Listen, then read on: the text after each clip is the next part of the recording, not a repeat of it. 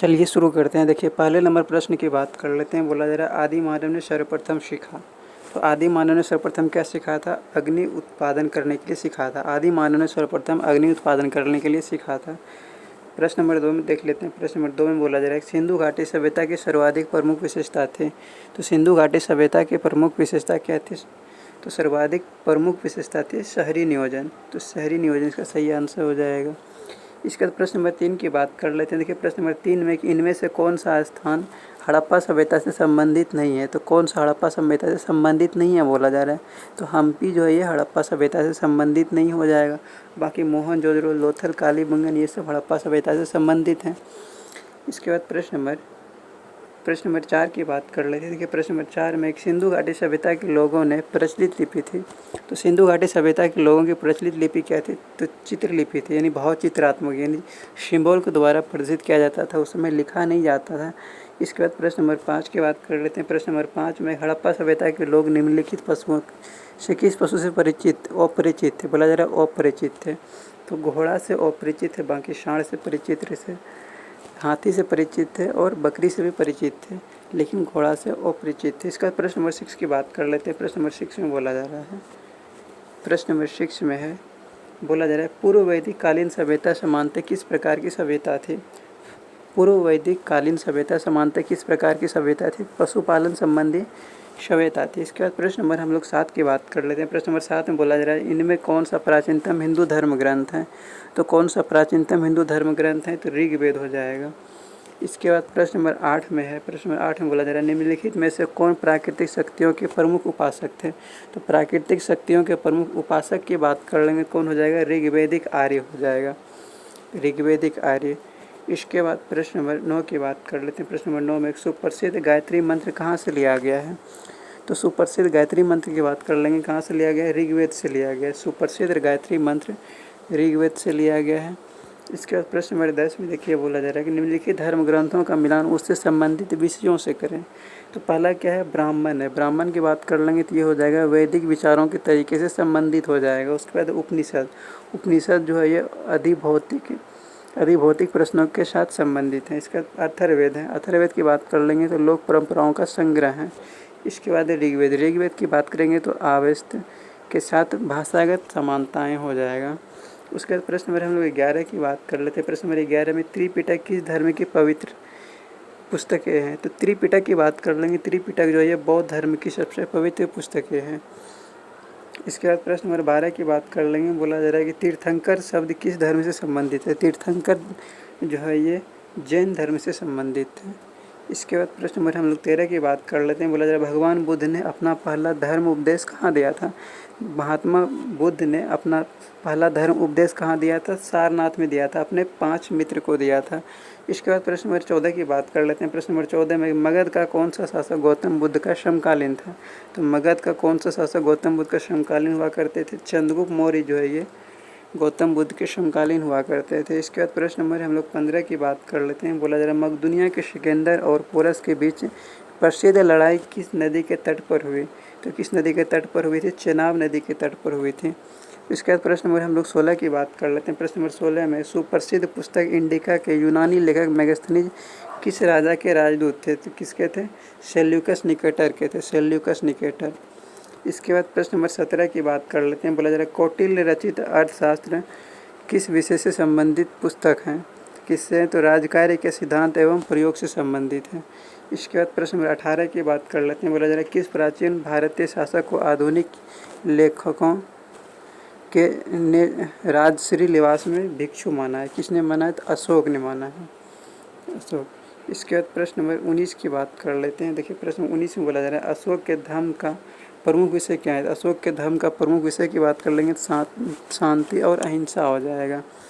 इसके बाद प्रश्न नंबर 20 की बात कर लेते हैं। बोला जा रहा है शक संवत की शुरुआत किस वर्ष हुई? तो शक संवत की शुरुआत 78 AD में हुआ था, यानी 78 ईस्वी में हुआ था। इसके बाद प्रश्न नंबर 21 की बात कर लेते हैं। बोला जा रहा है किस भारतीय शासक ने जावा और सुमात्रा द्वीपों को जीता था? तो जावा और सुमात्रा द्वीपों को किस शासक ने जीता था? तो विक्रमादित्य ने जीता था, विक्रमादित्य। इसके बाद प्रश्न नंबर 22 की बात कर लेते हैं। प्रश्न नंबर 22 में अजंता की गुफाओं में की गई चित्रकारियाँ किन कथाओं से संबंधित है? बोला जा रहा है अजंता की गुफाओं में की गई चित्रकारियाँ किस कथाओं से संबंधित है? रामायण से संबंधित है। इसके बाद प्रश्न नंबर 23 की बात कर लेते हैं। प्रश्न नंबर 23 में प्रसिद्ध चीनी यात्री फाहियान किस शासक के काल में भारत आया था? किस शासक के काल में भारत आया था फाहियान? तो चंद्रगुप्त द्वितीय के शासनकाल में आया था। चीनी यात्री आने के क्रम की बात कर लेंगे। पहले फाहियान आया था, उसका संयोगन फिर हुएनसोंग और इत्सिंग। फाहियान, संयोगन, हुएनसोंग, इत्सिंग। इसके बाद प्रश्न नंबर 24 की बात कर लेते हैं। बोला जा रहा है किस शासक को युद्धों में प्राप्त विजय के फलस्वरूप भारत का नेपोलियन कहा जाता है? तो भारत के नेपोलियन की बात कर लेंगे। किसे कहा जाता है?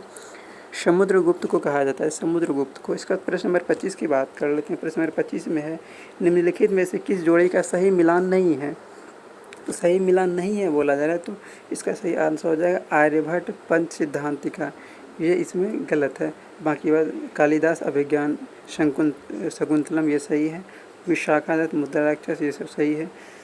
शूद्रका मृक्ष कटिकम ये भी सही है। इसके बाद प्रश्न नंबर हम लोग 26 की बात कर लेते हैं। देखिए प्रश्न नंबर 26 में बोला जा रहा है चोल प्रशासक अपनी ग्राम सभाओं के लिए प्रसिद्ध था। इन सभाओं के अध्ययन के लिए प्रमुख स्रोत इनमें से कौन है? इसका सही आंसर हो जाएगा उत्तर मेरठ शिलालेख हो जाएगा। इसके बाद प्रश्न नंबर हम लोग 27 की बात कर लेते हैं। देखिए प्रश्न नंबर 27 में बोला जा रहा है भक्ति से संबंधित प्रसिद्ध पुस्तक कुरल इनमें से किसके द्वारा लिखी गई थी? तो कुरल की बात कर लेंगे, किसके द्वारा लिखी गई थी? तो तिरुवल्लुवर के द्वारा लिखी गई थी। इसका प्रश्न नंबर 28 की बात कर लेते हैं। बोला जा रहा है हर्षवर्धन जिन्होंने अपनी राजधानी थानेश्वर से हटाकर कन्नौज बनाई कि अंततः इनमें से किसी एक चालुक्य राजा ने नर्मदा के तट पर पराजित किया। किसे क्या था? पुलकेशिन द्वितीय की हो जाएगा।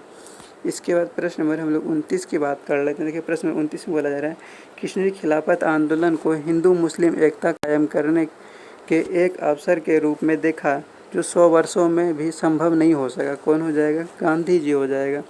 इसके बाद प्रश्न नंबर 30 की बात कर लेते हैं। बोला जा रहा है विश्व प्रस्ताव बोला जाए किस प्रस्ताव के असफल होने के बाद 1942 का भारत छोड़ो आंदोलन भारतीय राष्ट्रीय कांग्रेस द्वारा शुरू किया गया? तो क्रिस मिशन असफल होने के बाद शुरू किया गया था। इसके बाद प्रश्न नंबर 31 की बात कर लेते हैं। प्रश्न नंबर 31 में कालक्रम के अनुसार निम्नलिखित घटनाओं को व्यवस्थित करें। कालक्रम के अनुसार इस घटनाओं को व्यवस्थित करना है। तो पहला क्या हो जाएगा? साइमन कमीशन भारत आया था। उसके बाद प्रथम गोलमेज सम्मेलन हुआ था। उसके बाद क्या हुआ था? गांधी इरविन समझौता हुआ था। सांप्रदायिक अवार्ड हो जाएगा। इसके बाद प्रश्न नंबर हम लोग 32 की बात कर लेते हैं। प्रश्न नंबर 32 में भारत छोड़ो आंदोलन के समय करो या मरो का नारा किसने दिया था? तो महात्मा गांधी ने दिया था। भारत छोड़ो आंदोलन के समय करो या मरो का नारा महात्मा गांधी ने दिया था।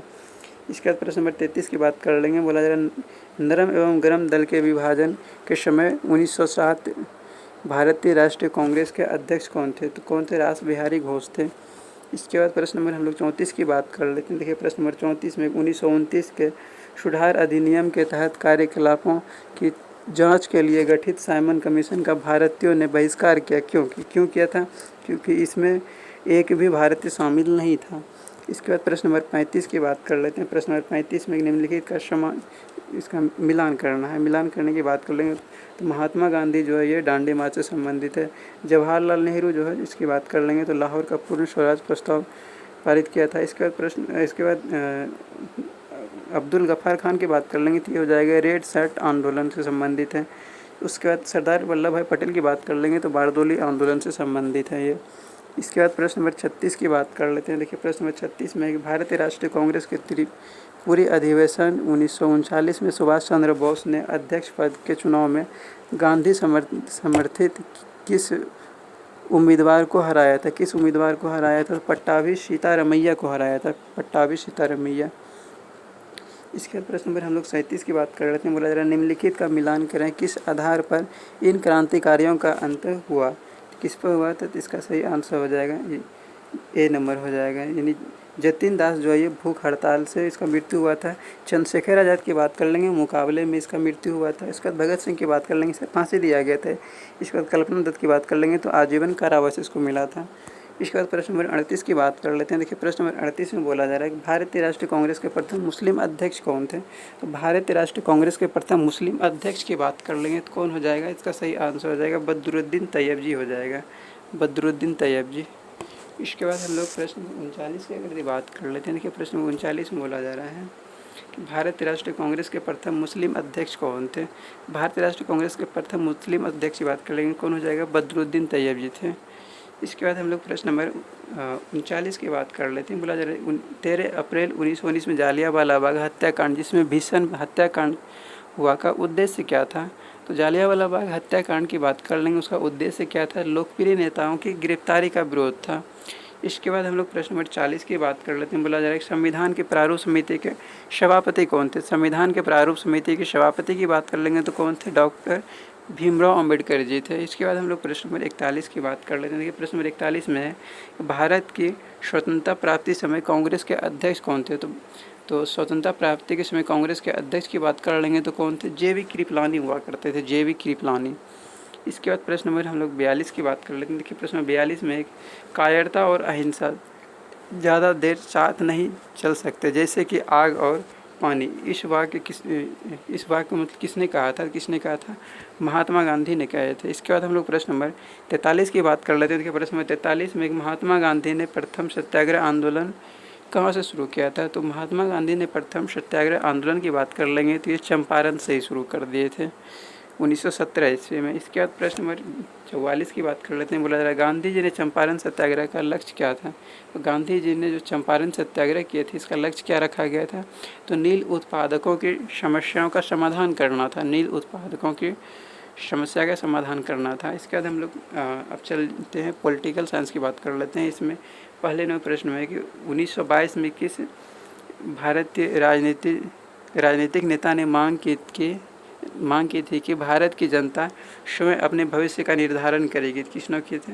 महात्मा गांधी ने किए थे। इसके बाद प्रश्न नंबर हम लोग 2 की बात कर लेते हैं। प्रश्न नंबर 2 में भारतीय राष्ट्रीय आंदोलन के दौरान किसने कहा स्वराज हमारा जन्मसिद्ध अधिकार है? किसने कहा था? बाल गंगाधर तिलक ने कहे थे स्वराज हमारा जन्मसिद्ध अधिकार है। इसके बाद प्रश्न नंबर 3 की बात कर लेते हैं। बोला जा रहा है गांधी द्वारा प्रथम सविनय अवज्ञा आंदोलन कब शुरू किया गया? तो गांधी द्वारा भारत में सविनय अवज्ञा आंदोलन कब शुरू किया गया था? 1930 ईस्वी में शुरू किया गया था। इसके बाद प्रश्न में हम लोग 4 की बात कर लेते हैं। बोला जा रहा है अंग्रेजों भारत छोड़ो आंदोलन कब शुरू हुआ? अंग्रेजों भारत छोड़ो आंदोलन की बात कर लेंगे कब शुरू हुआ था? 1942 ईस्वी में शुरू हुआ था।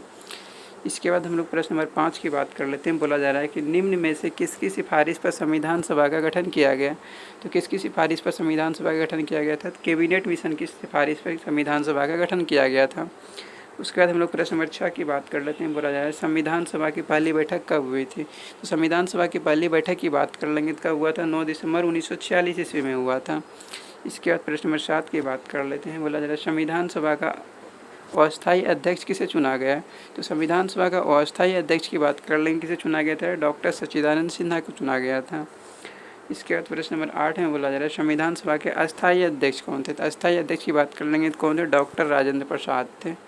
इसके बाद हम लोग प्रश्न नंबर 9 की बात कर लेते हैं। बोला जा रहा है 13 दिसंबर 1946 को संविधान सभा के सामने उद्देश्य प्रस्ताव किसने प्रस्तुत किया था? तो उद्देश्य प्रस्ताव जो है ये पंडित जवाहरलाल नेहरू ने प्रस्तुत किए थे। उसके बाद प्रश्न नंबर 10 की बात कर लेते हैं। बोला जा रहा है संविधान सभा के प्रारूप समिति के अध्यक्ष कौन थे? संविधान सभा के प्रारूप समिति के अध्यक्ष की बात कर लेंगे कौन हो जाएगा? डॉक्टर भीमराव अम्बेडकर हो जाएगा। इसके बाद हम लोग प्रश्न नंबर 11 की बात कर लेते हैं। बोला जा रहा है संविधान सभा द्वारा संविधान निर्माण में कुल कितना समय लगा था? तो संविधान सभा द्वारा संविधान निर्माण में कुल 2 वर्ष से 11 महीने 18 दिन का समय लगा था। 17 दिन दिया हुआ है इसमें, लेकिन 17 नहीं 18 हो जाएगा। इसके बाद हम लोग प्रश्न नंबर 12 की बात कर लेते हैं। बोला जा रहा है भारतीय संविधान कब लागू हुआ? भारतीय संविधान कब लागू हुआ था? 26 जनवरी 1950 को लागू हुआ था और अंगीकार किया गया था संविधान सभा के द्वारा 26 जनवरी 1949 को। इसके बाद हम लोग प्रश्न नंबर 13 की बात कर लेते हैं। बोला जाए संविधान सभा द्वारा अंतः पारित संविधान में कितने अनुच्छेद और अनुसूचियाँ थे? कितने अनुच्छेद और अनुसूचियाँ हुआ करते थे? तो मूल संविधान में 395 अनुच्छेद और 8 अनुसूचियाँ हुआ करते थे, लेकिन वर्तमान में 12 अनुसूची हो गया। इसके बाद प्रश्न में हम लोग 14 की बात कर लेते हैं। बोला जा रहा है वर्तमान भारतीय संविधान में कितनी धाराओं और अनुसूचियाँ हैं? कितनी धाराएँ हैं? 443 धाराएँ और 12 अनुसूचियाँ। इसके बाद प्रश्न नंबर हम लोग 15 की बात कर लेते हैं। देखिए प्रश्न नंबर 15 में क्रमानुसार भारतीय संविधान कितने भागों में विभाजित है? तो भारतीय संविधान की बात कर लेंगे 22 भागों में विभाजित किया गया है। इसके बाद प्रश्न नंबर 17 की बात कर लेते हैं। बोला जा रहा है राष्ट्रपति के कार्यकाल की अवधि क्या है? तो राष्ट्रपति के कार्यकाल की अवधि की बात कर लेंगे कितने वर्ष हो जाएगा? 5 वर्ष हो जाएगा। उसके बाद हम लोग प्रश्न नंबर 17 की बात कर लेते हैं। बोला जा रहा है राष्ट्रपति के निर्वाचित निर्वाचित राष्ट्रपति कैसे निर्वाचित होता है। तो राष्ट्रपति के निर्वाचित होने की बात कर लेंगे। कैसे निर्वाचित होता है? तो एक निर्वाचक मंडल द्वारा, जिसमें संसद के दोनों सदनों का विधानमंडलों के निर्वाचित सदस्य होते हैं। इसके बाद हम लोग प्रश्न नंबर 18 की बात कर लेते हैं। बोला जा रहा है कि राष्ट्रपति को भत्तों के अलावा कितना मासिक वेतन मिलता है। तो राष्ट्रपति को भत्तों के अलावा कितना मासिक वेतन मिलता है? तो 50,000 मिलता है। इसके बाद हम लोग प्रश्न नंबर 19 की बात कर लेते हैं। प्रश्न नंबर 19 में है कि राष्ट्रपति का कार्यकाल पूरा हुए बिना उन्हें हटाया जा सकता है। तो कैसे हटाया जा सकता है? महाभियोग की प्रक्रिया के द्वारा उसे हटाया जा सकता है, महाभियोग की प्रक्रिया के द्वारा। इसके बाद हम लोग प्रश्न नंबर 20 की बात कर लेते हैं। बोला जाए राष्ट्रपति को पदावकाश के बाद प्रतिवर्ष कितनी पेंशन मिलती है? 3 लाख रुपये प्रतिवर्ष उसको मिलते हैं। इसके बाद हम लोग प्रश्न नंबर 21 की बात कर लेते हैं। प्रश्न नंबर 21 में भारत के राष्ट्रपति के रूप में सबसे अधिक सेवा करने वाले व्यक्ति कौन थे? तो कौन थे? डॉक्टर राजेंद्र प्रसाद हुआ करते थे। इसके बाद हम लोग प्रश्न नंबर 22 की बात कर लेते हैं। बोला जाए संयुक्त सेना के सेनाध्यक्ष कौन है? तो संयुक्त सेनाओं के सेनाध्यक्ष की बात कर लेंगे तो कौन हो जाएगा? राष्ट्रपति हो जाएगा। इसके बाद हम लोग प्रश्न नंबर 23 की बात कर लेते हैं। देखिए प्रश्न नंबर 23 में एक आम चुनाव के बाद सरकार बनाने के लिए राष्ट्रपति किसे आमंत्रित करता है? किसे आमंत्रित करता है? कि लोकसभा में बहुमत दल के नेता को आमंत्रित करता है। उसके बाद हम लोग प्रश्न नंबर 24 की बात कर लेते हैं। बोला जा रहा है राज्यसभा के कितने सदस्य राष्ट्रपति द्वारा मनोनीत किए जाते हैं? तो राज्यसभा के कितने सदस्य राष्ट्रपति द्वारा मनोनीत किया जाता है? तो 12 सदस्य मनोनीत किए जाते हैं। इसके बाद प्रश्न नंबर हम लोग 25 की बात कर लेते हैं। प्रश्न नंबर 25 में है राष्ट्रपति द्वारा आपातकालीन घोषणा संसद द्वारा कितने दिनों के भीतर स्वीकृत की जानी चाहिए? कितने दिनों के भीतर स्वीकृत की जानी चाहिए? 1 माह के भीतर स्वीकृत की जानी चाहिए। इसके बाद हम लोग प्रश्न नंबर 26 की अगर यदि बात कर लेंगे तो बोला जा रहा है किसी राज्य में राष्ट्रपति शासन की उच्चतम अवधि हो सकती है। तो कितनी हो सकती है? 3 वर्ष हो सकता है। इसके बाद हम लोग प्रश्न नंबर 27 की बात कर लेते हैं। बोला जा रहा है राष्ट्रीय आपातकाल की अधिकतम अवधि क्या हो सकती है? तो राष्ट्रीय आपातकाल की अधिकतम अवधि क्या हो सकती है? तो इनकी कोई भी सीमा नहीं है, कोई सीमा नहीं है इसकी। इसके बाद हम लोग प्रश्न नंबर 28 की बात कर लेते हैं। बोला जा रहा है उपराष्ट्रपति के चुनाव के लिए निर्वाचक मंडल का गठन क्या है? तो निर्वाचक मंडल का गठन क्या हो जाएगा? राज्यसभा और लोकसभा के निर्वाचित सदस्य हो जाएंगे। इसके बाद प्रश्न नंबर हम लोग 29 की बात कर लेते हैं। प्रश्न नंबर 29 में उपराष्ट्रपति का एक मुख्य कार्य है। उपराष्ट्रपति का एक मुख्य कार्य क्या हो जाएगा? तो राज्यसभा की बैठकों की अध्यक्षता करना हो जाएगा। उसके बाद प्रश्न नंबर 30 की बात कर लेते हैं। देखिए प्रश्न नंबर 30 में बोला जा रहा है कैबिनेट के सदस्य कौन होते हैं? कैबिनेट के सदस्य की बात कर लेंगे कौन होते हैं? प्रधानमंत्री और अन्य मंत्रीगण हो जाएंगे।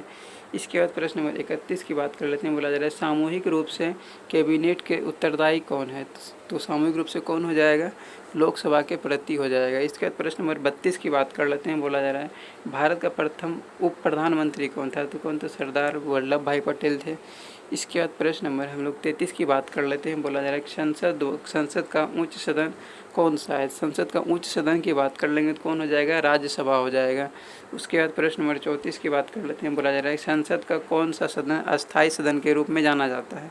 तो अस्थायी सदन के रूप में कौन जाना जाता है? राज्यसभा जाना जाता है। इसके बाद प्रश्न नंबर हम लोग 35 की बात कर लेते हैं। बोला जा रहा है वित्त बिलों को किस सदन में सबसे पहले प्रस्तुत किया जाता है? तो वित्त बिलों को किस सदन में पहले प्रस्तुत किया जाता है? लोकसभा में पहले प्रस्तुत किया जाता है। इसके बाद प्रश्न नंबर 36 की बात कर लेते हैं। प्रश्न नंबर 36 में एक लोकसभा के अध्यक्ष का चुनाव होता है। तो लोकसभा के अध्यक्ष का चुनाव कैसे होता है? तो लोकसभा के द्वारा होता है। इसके बाद प्रश्न नंबर 37 की बात कर लेते हैं। प्रश्न नंबर 37 में प्रथम लोकसभा अध्यक्ष कौन था? प्रथम लोकसभा अध्यक्ष की बात कर लेंगे तो कौन हो जाएगा? जीवी मौलंकर हो जाएगा, जीवी मौलंकर। उसके बाद हम लोग प्रश्न नंबर 38 की बात कर लेते हैं। बोला जा रहा है राज्यसभा की पहली बैठक कब हुई थी? तो राज्यसभा की पहली बैठक की बात कर लेंगे तो कब हुआ था? 13 मई 1952 ईस्वी में हुआ था, 13 मई 1952 ईस्वी में। इसके बाद हम लोग प्रश्न नंबर 39 की बात कर लेते हैं। देखिए प्रश्न नंबर 39 में बोला जा रहा है भारत के नियंत्रक और महालेखा परीक्षक की नियुक्ति कौन करता है? तो भारत के नियंत्रक और महालेखा परीक्षक की बात कर लेंगे, इसकी नियुक्ति कौन करता है? तो राष्ट्रपति करते हैं। उसके बाद हम लोग प्रश्न नंबर 40 की अगर यदि बात कर लेंगे। प्रश्न नंबर 40 में सर्वोच्च न्यायालय के मुख्य न्यायाधीश की नियुक्ति कौन करता है? तो सर्वोच्च न्यायालय के मुख्य न्यायाधीश की नियुक्ति कौन करता है? राष्ट्रपति करते हैं। उसके बाद हम लोग प्रश्न नंबर 41 की बात कर लेते हैं। प्रश्न नंबर 41 में बोला जा रहा है कि सर्वोच्च न्यायालय के न्यायाधीशों की नियुक्ति कौन करता है? कौन करते हैं? सर्वोच्च न्यायालय के मुख्य न्यायाधीश के परामर्श पर राष्ट्रपति करते हैं। उसके बाद प्रश्न नंबर 42 की बात कर लेते हैं। बोला जा रहा है सर्वोच्च न्यायालय के न्यायाधीशों के अवकाश ग्रहण की उम्र क्या है, तो क्या है 65 वर्ष हो जाएगा। उसके बाद प्रश्न नंबर हम लोग 43 की बात कर लेते हैं। बोला जा रहा है भारत के किसी राज्य के गवर्नरों को राष्ट्रपति द्वारा नियुक्त किया जाता है। किसके द्वारा नियुक्त किया जाता है? राष्ट्रपति के द्वारा नियुक्त किया जाता है। इसके बाद प्रश्न नंबर 44 की बात कर लेते हैं। प्रश्न नंबर 44 में है कि किसी राजनीतिक दल को राष्ट्रीय दल के रूप में कौन घोषित करता है? कौन करता है? निर्वाचन आयोग करता है। इसके बाद प्रश्न नंबर 45 की बात कर लेते हैं। बोला जाए निर्वाचन आयोग के सदस्यों की नियुक्ति कौन करता है? तो निर्वाचन आयोग के सदस्यों की नियुक्ति कौन करता है? राष्ट्रपति करते हैं। इसके बाद प्रश्न नंबर 46 की बात कर लेते हैं। प्रश्न नंबर 46 में संघ लोक सेवा आयोग के खर्च प्राप्त होते हैं। तो संघ लोक सेवा आयोग के खर्च कैसे प्राप्त होते हैं? तो भारत की संचित धन से प्राप्त होते हैं। इसके बाद प्रश्न नंबर हम लोग 47 की बात कर लेते हैं। बोला जा रहा है संविधान द्वारा कितनी भाषाओं को राजभाषा में मान्यता प्राप्त है? कितनी भाषाओं को? 18 भाषाओं को मान्यता प्राप्त दिया गया है। इसके बाद प्रश्न नंबर हम लोग 48 की बात कर लेते हैं। बोला जा रहा है भारत के राष्ट्रगान किसने लिखा है? तो भारत का राष्ट्रगान की बात कर लेंगे, किसने लिखा है? तो रविन्द्रनाथ टैगोर ने लिखे हैं, रविन्द्रनाथ टैगोर। इसके बाद प्रश्न नंबर हम लोग 49 की बात कर लेते हैं। बोला जा रहा है भारत के राष्ट्रीय गीत के लेखक कौन है? भारत के राष्ट्रीय गीत के लेखक की बात कर लेंगे तो कौन हो जाएगा? बंकिम चंद्र चटर्जी हो जाएगा। इसके बाद हम लोग प्रश्न नंबर 50 की बात कर लेते हैं। बोला जा रहा है संविधान 73वां और 74वां संशोधन अधिनियम 1993 का संबंध है, तो क्या हो जाएगा? पंचायती राज से संबंधित हो जाएगा। इसके बाद फिजिक्स, इसका ज्योग्राफी आ रहा है, तो ज्योग्राफी को देख लेते हैं। देखिए प्रश्न में पहले प्रश्न बोला जा रहा है कौन सा राज्य है जिससे कर्क रेखा गुजरती है? तो किससे गुजरती है? देखिए इसमें बिहार दे दिया था हमसे, लेकिन बिहार नहीं होगा, झारखंड से होकर गुजरती है। इसके बाद प्रश्न नंबर हम लोग और यहाँ पे बिहार क्यों दिया हुआ? क्योंकि झारखंड जो बिहार से ही अलग हुआ है, तो पहले का क्वेश्चन था इसलिए बिहार दे दिया था, लेकिन झारखंड हो जाएगा। इसके बाद हम लोग प्रश्न नंबर 2 की बात कर लेते हैं। बोला जा रहा है गंगा प्रणाली की कौन सी सहायक नदी उत्तर दिशा की ओर प्रवाहित होती है? तो उत्तर दिशा की ओर कौन प्रवाहित होती है? सोन नदी जो है ये उत्तर दिशा की ओर प्रवाहित होती है। इसके बाद प्रश्न नंबर 3 की बात कर लेते हैं। देखिए प्रश्न नंबर 3 में बोला जा रहा है कि निम्न में कौन सा राज्य भूमि प्रधान है? तो भूमि प्रधान राज्य की बात कर लेंगे तो कौन हो जाएगा? बिहार हो जाएगा। मतलब कि लैंड लॉक स्टेट की बात किया जा रहा है, यानी कि जहाँ पे समुद्र वगैरह नहीं हो, तो बिहार हो जाएगा। इसके बाद हम लोग प्रश्न नंबर 4 की बात कर लेते हैं। प्रश्न नंबर 4 में है कौन सा राज्य बॉक्साइट सर्वप्रमुख उत्पादक है? बॉक्साइट सर्वप्रमुख उत्पादक की बात कर लेंगे तो कौन हो जाएगा? झारखंड हो जाएगा। इसके बाद हम लोग प्रश्न नंबर 5 की बात कर लेते हैं, जिसमें सही मिलान करने के लिए बोला जा रहा है। तो कोयला जो है ये झरिया से संबंधित हो जाएगा, और लोहा की बात कर लेंगे तो राउरकेला से संबंधित हो जाएगा। वहीं हम लोग लिग्नाइट की बात कर लेंगे नवेली से संबंधित हो जाएगा, और अबरक की बात कर लेंगे तो ये हजारीबाग से संबंधित हो जाएगा। इसके बाद हम लोग प्रश्न नंबर 6 की बात कर लेते हैं। प्रश्न नंबर 6 में बोला जा रहा है कि लौह अयस्क के खाने कहाँ अवस्थित है? लौह अयस्क के खाने की बात कर लेंगे कहाँ अवस्थित है? सिंहभूमि, बस्तर, मयूरगंज और कोल्लर में स्थित हो जाएगा। इसके बाद हम लोग प्रश्न नंबर 7 की बात कर लेते हैं। देखिए प्रश्न नंबर 7 में बोला जा रहा है कौन से दो लोहा इस्पात के कारखाने सोवियत सहायता से स्थापित किए गए हैं? अब सोवियत संघ की बात किया जा रहा है, मतलब कि रूस की सहायता से जो स्थापित किया गया है, तो ये बोकारो और भिलाई लोह इस्पात संयंत्र जो है ये रूस की सहायता से, यानी कि सोवियत संघ की सहायता से स्थापित किया गया है। और दुर्गापुर जो है ये ब्रिटेन की सहायता से स्थापित किया गया। इसके बाद हम लोग प्रश्न नंबर 8 की बात कर लेते हैं। बोला जा रहा है प्रश्न नंबर 8 में सिकंदरी किसके लिए प्रसिद्ध है? सिकंदरी की बात कर लेंगे, उर्वरक कारखाना के लिए संबंधित हो जाएगा, उर्वरक कारखाना के लिए प्रसिद्ध हो जाएगा। इसके बाद हम लोग प्रश्न नंबर 9 की बात कर लेंगे। तो प्रश्न नंबर 9 में है कि भारत के राज्यों के बीच क्षेत्र के दृष्टि से बिहार की क्या स्थिति है? तो बिहार की स्थिति की बात कर लेंगे तो क्या हो जाएगा? 11वां और सबसे बड़ा राज्य हो जाएगा, 11वां सबसे बड़ा राज्य हो जाएगा। इसके बाद हम लोग प्रश्न नंबर 10 की बात कर लेते हैं। तो देखिए प्रश्न नंबर 10 में अगर यदि बात कर लेंगे तो बोला जा रहा है जनसंख्या की दृष्टि से भारत के राज्यों के बीच बिहार का क्या स्थान जनसंख्या की दृष्टि से बोला जा रहा है? तो क्या हो जाएगा? तीसरा हो जाएगा। पहला कौन सा है? पहला उत्तर प्रदेश है, दूसरा महाराष्ट्र, उसके बाद ये आता है बिहार आता है। इसके बाद प्रश्न नंबर हम लोग 11 की अगर ये बात कर लेते हैं। प्रश्न नंबर 11 में है कि बिहार को काटकर बोला जा रहा है, बिहार को काटकर एक नया राज्य झारखंड बनाया गया। कब बनाया गया था? 15 नवंबर 2000 ईस्वी को बनाया गया था। इसके बाद हम लोग प्रश्न नंबर 12 की बात कर लेंगे। बोला जा रहा है भारत के राज्यों में क्षेत्र की दृष्टि से झारखंड का क्या स्थान है। तो क्षेत्रफल की दृष्टि से झारखंड का स्थान पूछा जा रहा है, तो कितना हो जाएगा, 15वां सबसे बड़ा हो जाएगा। और बिहार कितना है, 11वां सबसे बड़ा है। इसके बाद हम लोग प्रश्न नंबर 13 की अगर बात कर लेंगे। बोला जा रहा है जनसंख्या की दृष्टि से भारत के राज्यों में झारखंड, जनसंख्या की दृष्टि बोला जा रहा है 13वां हो जाएगा झारखंड। इसके बाद हम लोग प्रश्न नंबर 14 की अगर बात कर लेंगे। तो प्रश्न नंबर 14 में देखिए बोला जा रहा है क्षेत्र की दृष्टि से बिहार का सबसे बड़ा जिला कौन सा है। तो क्षेत्रफल की दृष्टि से बिहार का सबसे बड़ा जिला की बात किया जा रहा है, तो कौन सा हो जाएगा, पश्चिमी चंपारण हो जाएगा। इसके बाद प्रश्न नंबर हम लोग 15 की बात कर लेते हैं। देखिए प्रश्न नंबर 15 में बोला जा रहा है बिहार का सर्वाधिक जनसंख्या वाला जिला कौन है। तो बिहार का सर्वाधिक जनसंख्या वाला जिला की बात कर लेंगे तो कौन सा हो जाएगा, पटना हो जाएगा। इसके बाद प्रश्न नंबर 16 की बात कर लेते हैं। बोला जा रहा है भभुआ किस जिले का प्रमुख, बोला जा रहा है मुख्यालय है, भभुआ किस जिले का मुख्यालय है। तो भभुआ की बात कर लेंगे तो किस जिले का मुख्यालय हो जाएगा, कैमूर जिले का मुख्यालय हो जाएगा। वहीं हम लोग प्रश्न नंबर 17 की बात कर लेते हैं। बोला जा रहा है पावापुरी ऐतिहासिक महत्व क्या है। तो पावापुरी ऐतिहासिक महत्व की बात कर लेंगे तो क्या हो जाएगा, यहाँ भगवान महावीर की मृत्यु हुई थी। इसके बाद हम लोग प्रश्न नंबर 18 की अगर यदि बात कर लेंगे। बोला जा रहा है बिहार में तसर सिल्क के उत्पादन के लिए निम्न में से कौन से स्थान को प्रसिद्ध प्राप्त है। प्रसिद्धि किसको प्राप्त है, भागलपुर को प्राप्त है।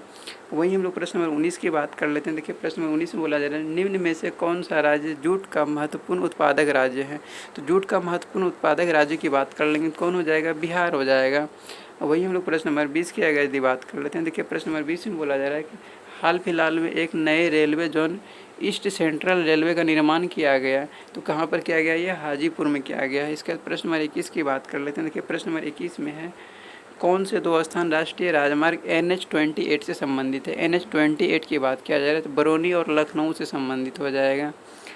इसके बाद प्रश्न नंबर हम लोग प्रश्न नंबर 22 की बात कर लेते हैं। देखिए प्रश्न नंबर 22 में है बिहार एवं झारखंड राज्य किस पोस्टल जोन यानी डाक क्षेत्र से में पढ़ते हैं।